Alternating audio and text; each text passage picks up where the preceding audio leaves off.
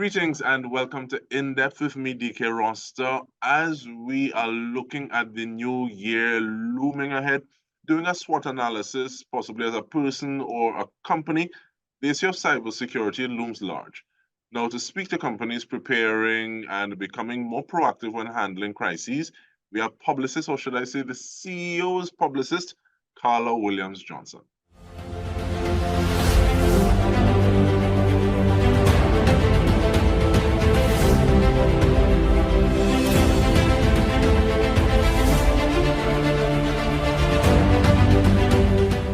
Season's greetings, ma'am. How you do?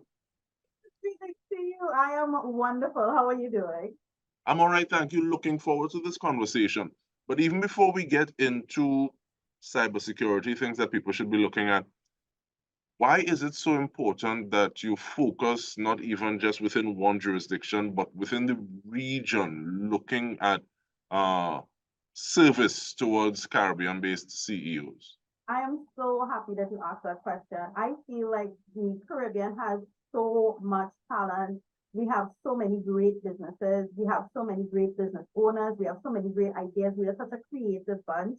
And for some reason, a lot of us still hold on to the whole foreign is better. If it's from away, then, you're going to go towards that. And I just want us to get rid of that. I think there's so much wonderful things that come out of the Caribbean, so much wonderful people, so many really innovative products, innovative ideas. And I want us to get into the habit of helping our brothers and sisters of the Caribbean in business who really want to put themselves out there, who really want to show the world what it is that we're made of. And I have made it my life goal. I'm not even joking. Made it my life goal. So let the world know we have really great resources here at the Caribbean and we deserve to be on a global stage. And I think even with that, looking at that bird's eye view, that overarching view of the region, you also see trends that are happening in different spaces. So you see precedents that you can move on. This is working here, this is not working there. But with regard to that opportunity to see from a regional perspective, what are some of the biggest threats from your perspective to the Caribbean businesses in the year that is coming, 2024?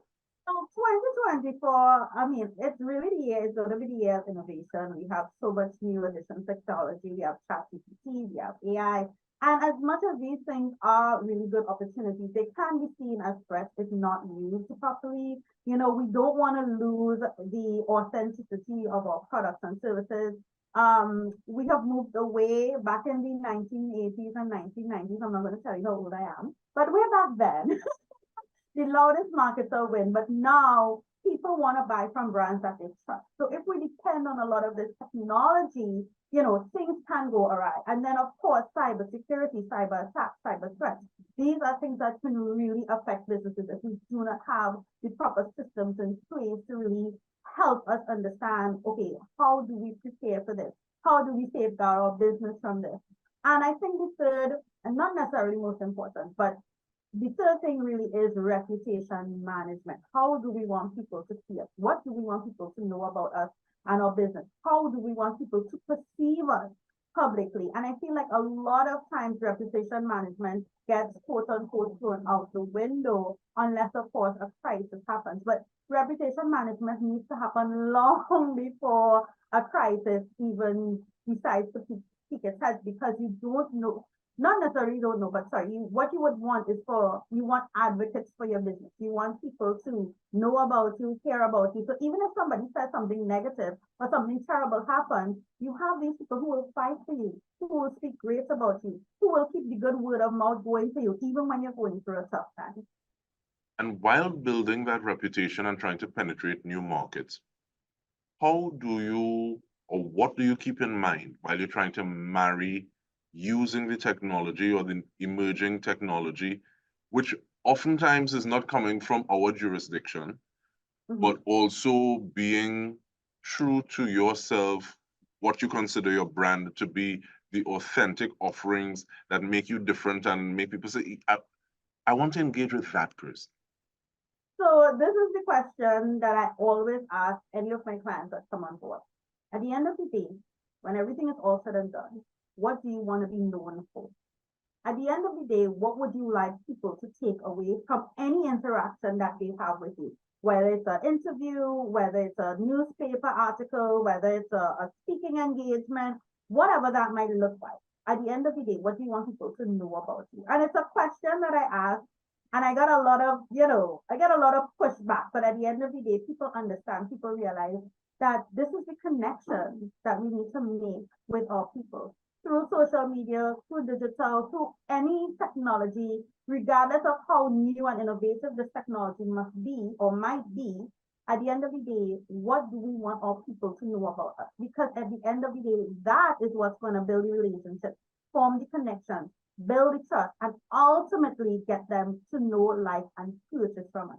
The tagline that I use a lot is seen, heard, and paid. Because it's one thing to get seen and it's another thing to get heard. That's great. But once people know what you want them to know about you, then that's the easy part. That's where you're going to get paid. That's the paid part of everything. And it is those nuggets that individuals, your clients can glean from you, I guess would be one of the reasons why it's the second year, so you defended it. If it were a contest, you would say you're defending it. But female publicist CEO of the year. So what? And so I want to ask you that question. Coming away from an engagement with you, what is it that you want people to think about you, to remember, to say, okay, well, this really impacted me about Carla Williams Johnson?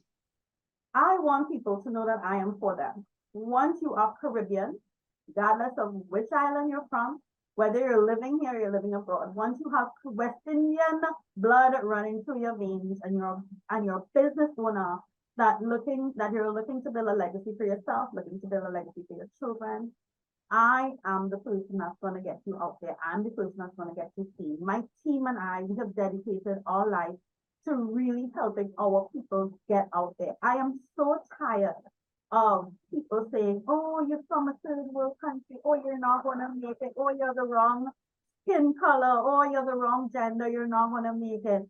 I have proven beyond the shadow of a doubt. And I'm not just saying this to pat myself. This is facts, right? If I can do it, if I can win all these awards, if I can be in Forbes twice, like if you asked me 10 years ago if this was going to happen, I'd have told you no.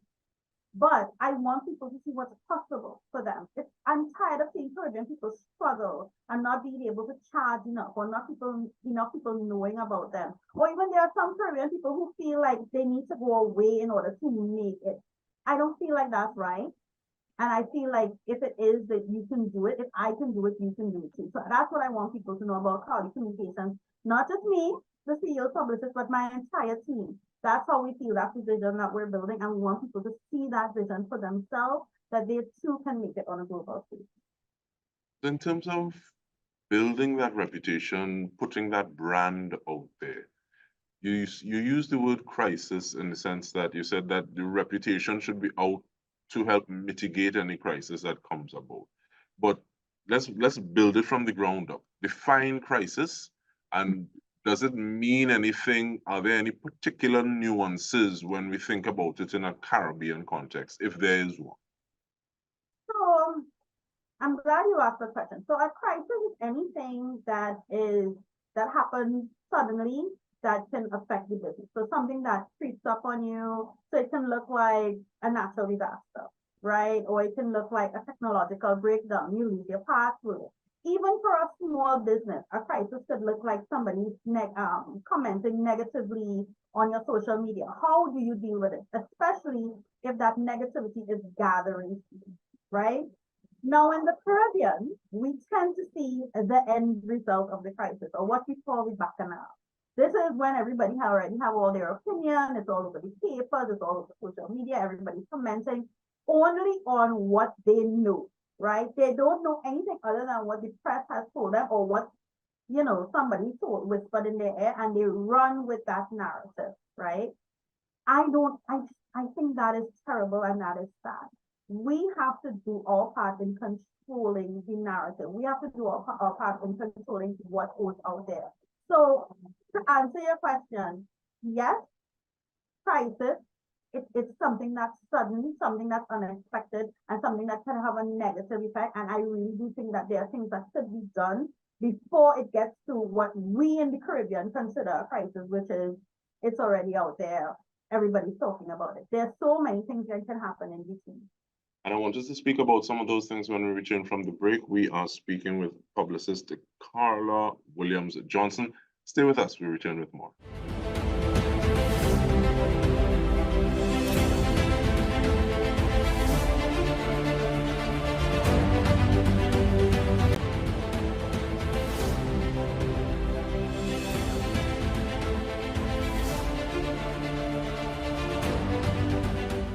Welcome back. It's In Depth with Dike Rostant. We're speaking with publicist, the CEO's publicist, however you want to slice it.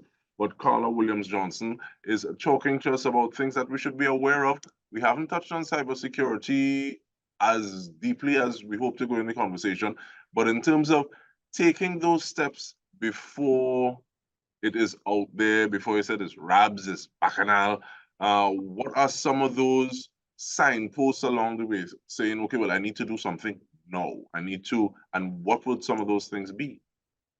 Okay, so we define it in different codes. So code green is where something might be happening in your industry that could potentially affect you, right?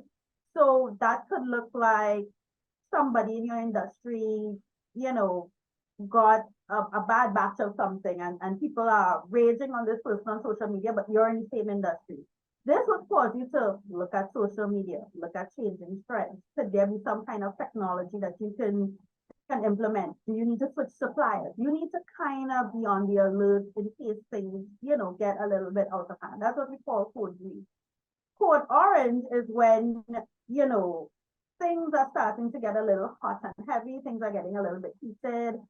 So for example, the cyber attack. If you have not been attacked just yet, but somebody within your industry has been attacked, you need to be in code orange. So code orange is going to look like, you know what? Maybe I have a crisis management plan. I need to pull that out. I need to dust that off. I need to now run through that plan. I need to get different people involved. I need to now make sure everybody knows what their place in the plan looks like. If I need to implement new things, change things, I need to run through that plan. Because you know what? I could be next. And if I am, I need to be prepared. So that's what we call code orange. Code red is when we've been hit. Using the same example of a cyber attack. We've been hit. What do? We need to now put this plan into place. We now need to execute the plan. So this is the difference between crisis management and crisis response. When we get to code red, we have moved from management to response phase where we now actually have to execute. Who is this spokesperson? Who is the crisis team? How are we going to manage what is being done? What are the scripts that we now need to give to, let's say, our PR team or customer service team? Who is going to be dealing with the media and what are they going to say? Because again, we need to control the narrative. We can't have people running away with things that they think might be true without stating the fact. Do we have the opportunity to let that much dust get onto the crisis plan at this point in time? Because we started off the conversation, you were describing 2024 as a year that will be marked by so much innovation. But with innovation come further potential threats. So so what is that like? Is it that we need to review every quarter, every month, what has happened? How has the landscape changed? How do we deal with that? So what we need to do is look at the things that could potentially affect all this. So for some businesses, the threat could not necessarily be technology. The threat could be flooding, right? It can be a natural disaster. That might be more of a potential threat because they're probably in a flood-prone area or something along those lines. What's the plan for that? Who is going to be responsible? If I am a business that has a product that needs to be shipped, is there alternative shipping routes? Should I be affected by flooding, whether it be directly or indirectly? That is the plan that may need more thinking over, walking through, rather than cybersecurity, right? So first we need to look at what are the potential threats that can potentially affect us and work on a plan for that and involve the different persons. Once we identify that, then we need to identify what do we need, who do we need, who are the key players within this entire plan. A lot of companies they may tend to change staff fairly quickly. So is there a new manager or supervisor that they now need to train for this plan? What are staff supposed to do? Right? Who is staff supposed to report to? Because I've seen in a lot of companies where there's a crisis going on at the top and at the bottom, no one knows. And a customer might come in and ask a question and they say things like, well, I don't know what they're doing. That doesn't look good for a company if your own employees don't know what's going on. So staff now need to be briefed on on actually knowing what the crisis is and how to interact with customers. Who is the team? We can't have everyone talking to the media, right? So who is the team of 3 or 5 persons that is going to assemble all this information, create the script, and talk to the different, if it's suppliers or the media or whoever needs to be spoken to, right? So there are a lot of different things that need to happen. But the first step is identifying what are the most likely potential threats that can affect your business as we move forward. And if you do not have a plan, start to create one. And in that move forward, what are some of the challenges or problems that can be posed that hamper that transition between management and response when trying to address a crisis? I think it's just lack of communication. If there is no plan, then there are things that could be overlooked. So, for example, if you do not have a plan and you're in the midst of a crisis, communication will suffer because when you're in crisis mode, you can only think about how am I going to deal with it. So a lot of times, again, going back to the employees, a lot of things going on at the top, but they're aware that something is happening, but they're not aware of what, and they're not aware of who should I speak to, or should I get additional information? Because for some reason, Trinidad is a very small place, the Caribbean is a very small place. Somebody might walk in off the street and say, well, I heard X, Y, and Z, and this might be a new piece of information that can help the crisis management team. How is that employee going to take that information? Who do they need to send that information to make sure that this new information is included into the crisis response plan, right? So there are a lot of different things. I mean, I can talk forever on this, trust me, right? But there are a lot of different things that we need to take into consideration. I think the first step is at the end of the day, what do we want the outcome to be? Regardless of the crisis, right? What do we want the outcome to be? Because a negative outcome can mean not just a lack of sales, but it can damage your reputation to the point where there's no going back. People may not want to work for you. You might have to spend a lot of money in trying to create new systems, right? How can we move away from spending the successive money? What can we put in the plan, and what do we want the outcome of the plan to be? I think that's where we probably should start in order to start forming a plan that works for everyone. And in the responses that you've given thus far, it feels as though there's a plurality of persons in the enterprise or the company. What do you do when this is a company of one? I saw a sketch where somebody had an award ceremony and they ended up giving themselves an award because it's just them in the company. So what is that point in time to say, okay, well, is it that we need this amount of people to have a plan that will be able to inform a response?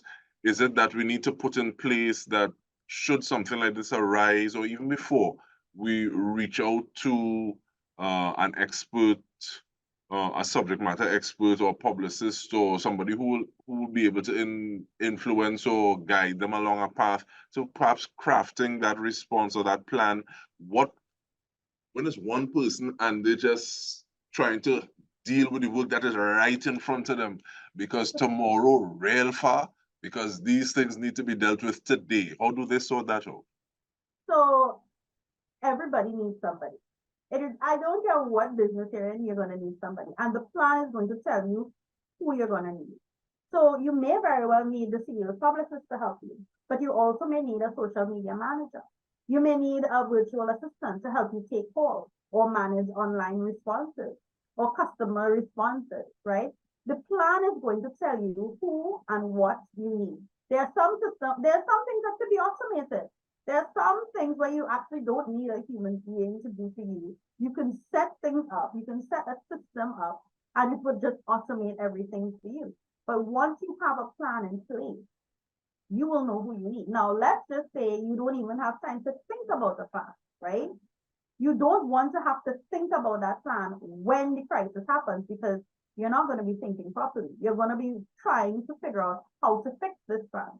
So if you are indeed a person, a business of 1 or 2 or 5, this is where you now need to call an expert. This is where you now need to say, here what? I need to call team Carla communication because I don't know what are the potential threats that can, happen for my business, but I need to be prepared, right? And we actually have a crisis management toolkit for entrepreneurs. In the event that these things happen, these are your responses, these are your scripts. This is what you're going to do. A, B, C, D, right? You just need to run with it. Now, if you are in over your head, for example, so let's say the crisis has grown legs and has just taken off and you really don't know what to do, we can come in and fix it for you, right? And a PR team can come in and fix it for you. But before it gets to that, I would suggest you make a call at least have a plan. Talking about making a call, last 30 seconds, give her that information so people can make the call, people can find you online, people can engage with Carla Communications. Definitely. I'm on social media, Facebook, Instagram, LinkedIn, at Carla Communications, CARLI Communications, or you can find me on my website at www.carlimedia.com. That's CARLImedia.com. Thank you so much, Carla Williams-Johnson, and all the best for 2024 as we navigate these opportunities/crises. And on behalf of the entire TTT News team, this has been In Depth with me, Dike Rostant. Thank you so much for joining us.